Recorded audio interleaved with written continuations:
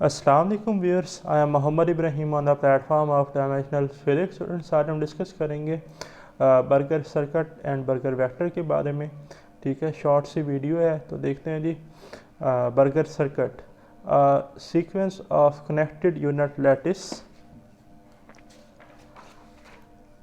translation vectors forming a circuit which would close in perfect lattice but fail to close when take around a dislocation। ठीक है जी। और burger vector क्या होता है? A vector necessarily to complete the burger circuit around a dislocation is called burger vector. ठीक है जी। तो ये आप देख रहे हैं कि ये मेरे पास क्या है, एज डिसलोकेशन का केस है। ठीक है जी। ठीक है ना। तो ये सारा का सारा क्या है, ये जो वेक्टर है ये बर्गर वेक्टर है।